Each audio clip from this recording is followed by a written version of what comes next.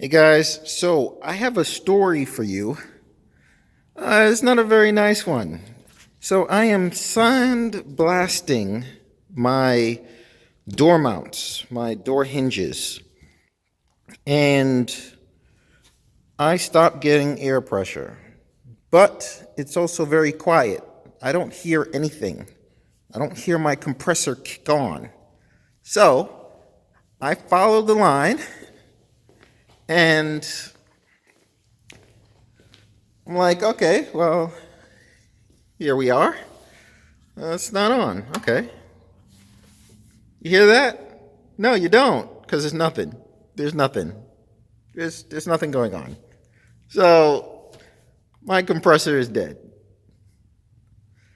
I've used this compressor 3 times, but it is dead. So next, I'm gonna go check the circuit breaker. I'll be right back. Okay, so here we are at the circuit breaker. It is not tripped. Huh. So it's something with the unit. So it's either the something between the line going over to the compressor, or it is the line between the disconnect and the compressor, or it's the pressure switch. Let's go back over there and see what we find. I bypassed the wires to make the motor jump, and basically bypassing this pressure unit and basically jumping the wires so that I can get power directly to the motor. It turned on, so this is the culprit. I bought a new one, which is right here. Changing it on other compressors, like my Ignisol, is pretty simple. But on these compressors, you actually have to take off this air feed line. You have to take off this line to the tank. Well, you have to disconnect it. And then you can get to spin this off because there's a banjo nut here. It's not like a union. So you can't really take it off in the spot. You actually have to get this manifold off of this surface to get enough room to spin this off. So we are back together again. So it's turned on, and it was a little bit of a chore to get it back together. And I wanted to video it, but you could see in there it's rather tight, and you have to mess with pretty much everything that you can see in the video right now. So we have the old switch out.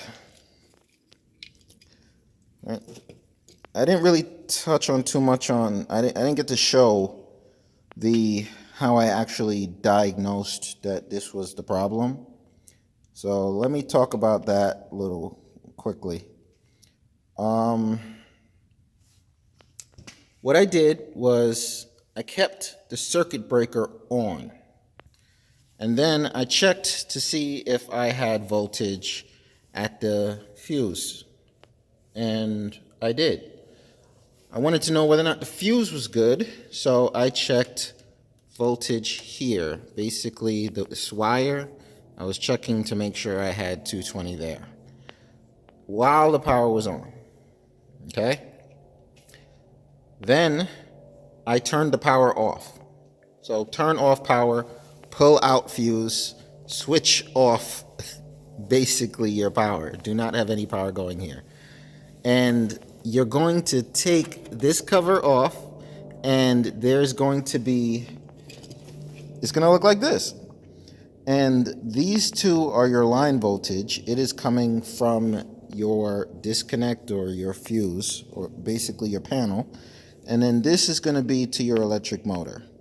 So I took the line going from the motor and the line coming from the panel, and I connected them via this wire for both lines. So line the motor, line the motor. You just do that. Then you go back to your panel. I prefer to use the panel as a switch rather than trying for a disconnect here. If you have something that just switches on and off, use that. But I used my circuit breaker. When I flipped it back and energized the system again, it turned on. So I then knew it was this because this was completely bypassed. So that eliminates the fact of it being the actual electrical motor. Okay, so that's that. Now for if there was more problems, I would then have to go to see if there was a fuse in here, or if there was power even coming to here, to see if there was something wrong with this line, and that would have been more involved. But luckily for me, it was just the switch. So to get to the switch, this one's a little funny. On other compressors that I've had over the years that kind of face mounted, this one is a bit more involved, to say it nicely. You have to take this nut off. You then have to take this off. This is a flexible line, right, if it focuses, and lefty-loosey. But just be careful, because it has a notch, right, a stick out here, right? This stick out, once you unseat it, you pull it out, so it's not threaded, okay? So that's that. Once those two is off, then you have to come to the front here. You have to take this off. There's a spring behind it, and once you take this off, the spring is gonna fly somewhere, because that's what happened to me. Once you find your spring, put it to the side somewhere, and put this with it, and then take 1, 2, 3 Allen head screws out, and then this whole manifold will be able to move. And then you can unscrew the banjo nut that's here, right?